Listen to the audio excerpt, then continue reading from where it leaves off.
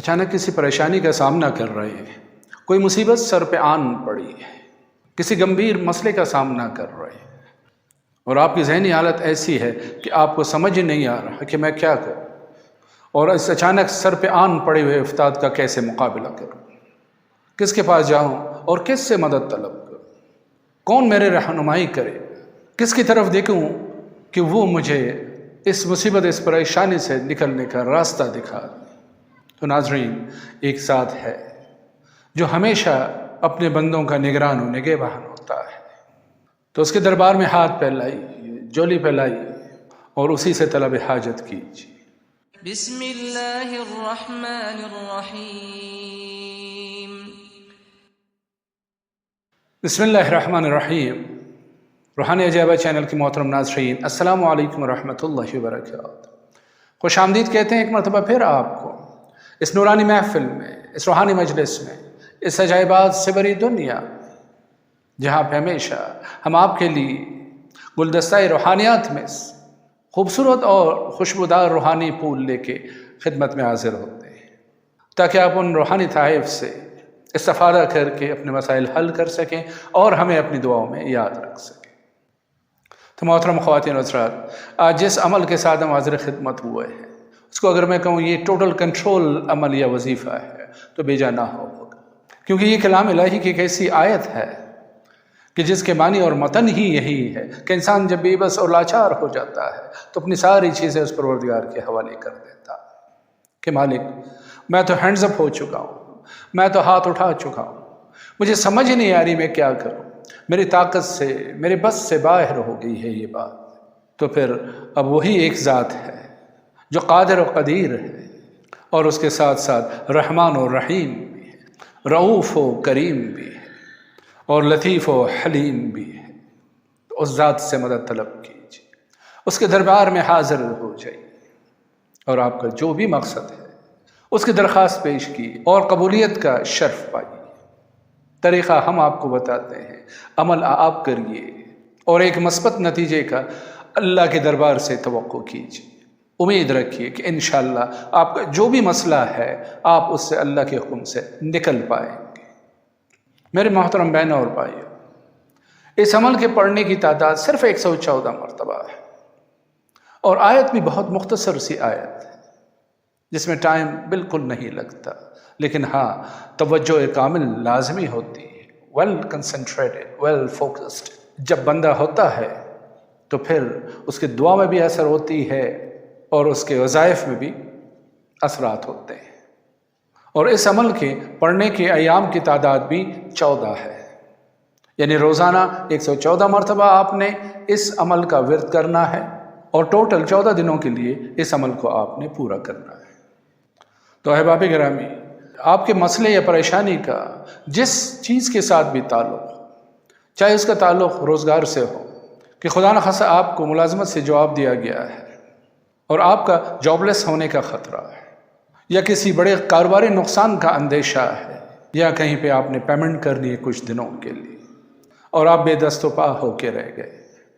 یا بچیوں کا رشتہ ہو تو گیا ہے لیکن اب اس میں دراڑیں پڑنا شروع ہو گئی، اس میں رکاوٹیں آنا شروع ہو گئی، گھر کے افراد، خاندان کے لوگوں میں خواہ مخواہ لڑائی جھگڑے فساد شروع ہو گئے اور دوری اور علیحدگی کا خطرہ نظر آ رہا ہے۔ اسی طرح آپ کا کوئی بھی کام،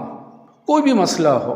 کہ ہوتے ہوتے بگڑنے لگا ہے یا اس کے بگڑنے کا اندیشہ سامنے آ رہا ہے، تو آپ اس وظیفے سے ضرور استفادہ کیجیے، کیونکہ یہ وظیفہ ہے ہی ایسی چیز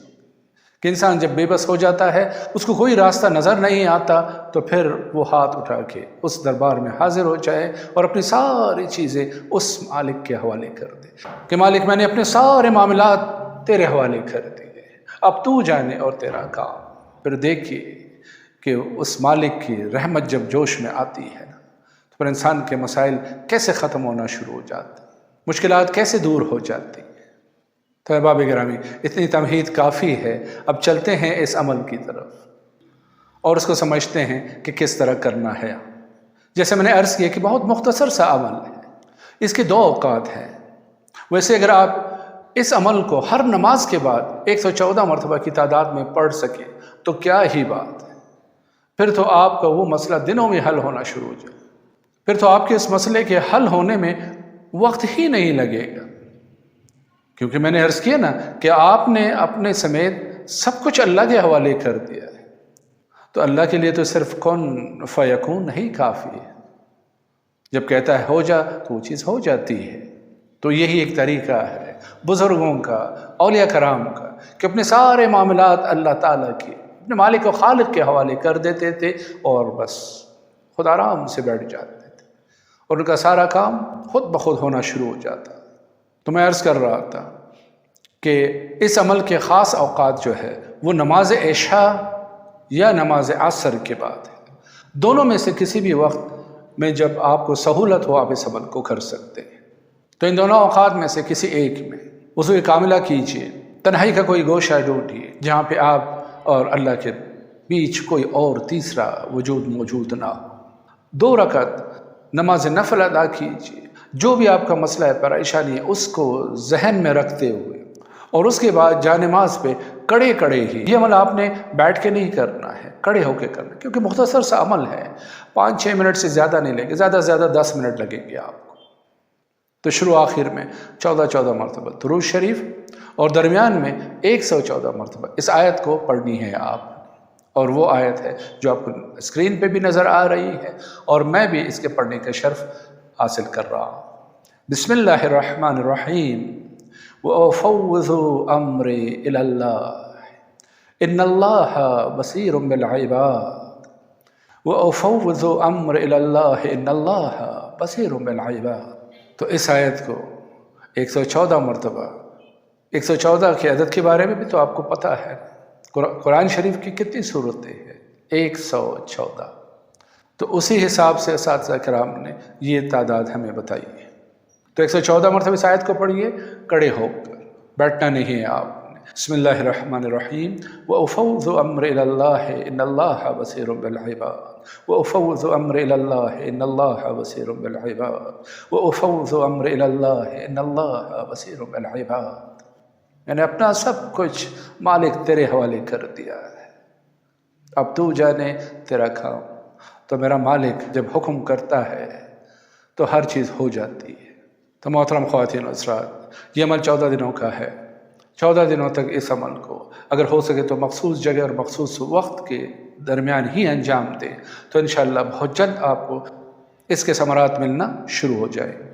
تو اس عمل کو کیجیے اور اللہ کے دربار سے اپنے حاجات کی قبولیت کا شرف پائیے، اور اس کے ساتھ ہی ہمیں آج کی محفل سے رخصت دیجیے،